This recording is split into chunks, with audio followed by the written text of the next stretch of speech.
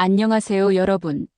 오늘은 이재명 정부가 2025년에 내놓은 세제 개혁안에 대해 이야기해 보겠습니다. 세금 얘기. 나랑 상관없겠지라고 생각하실 수 있는데요.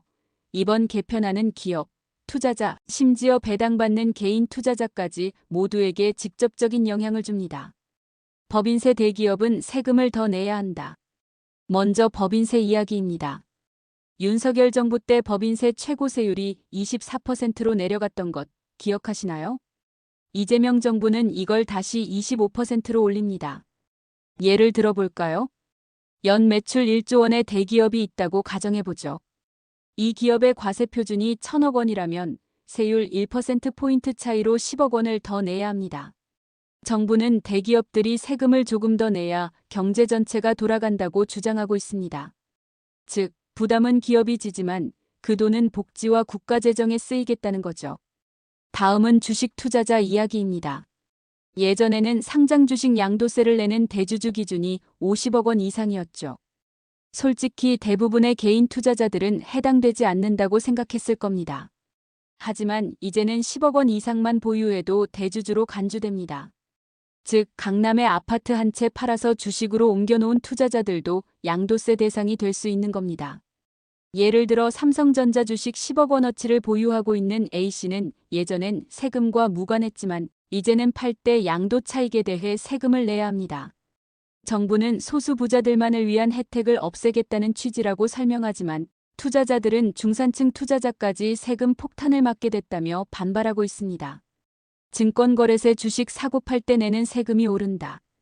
여기에 더해 주식 매매할 때 내는 거래세도 인상됩니다. 0.15%에서 0.17에서 0.18%로 오르는데요.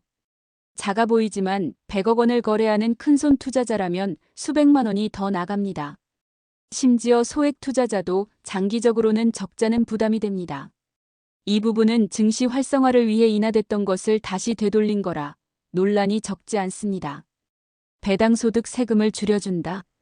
흥미로운 점도 있습니다. 바로 배당소득 분리과세 도입입니다.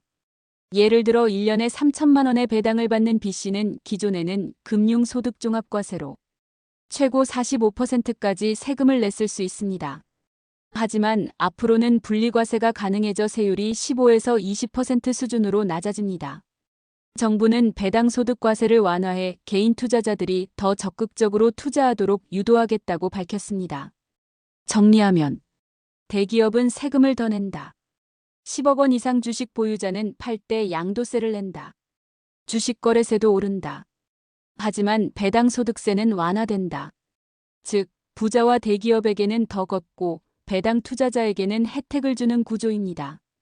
이번 세제 개편안 어떻게 보시나요?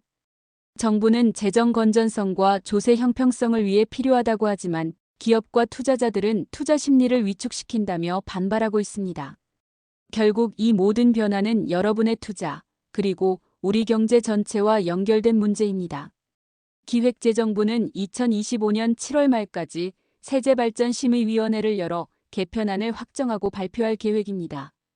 조만간 대통령실과 조율이 마무리되었으며 핵심 조치들이 사실상 확정된 상태입니다. 일부 보도에 따르면 7월 27일 기준으로 발표 준비가 완료됐고 발표는 이번 주 중 즉 7월 28일에서 31일 사이에 이루어질 것으로 예상됩니다. 여러분은 이 정책 어떻게 생각하시나요? 구독과 좋아요는 큰 힘이 됩니다.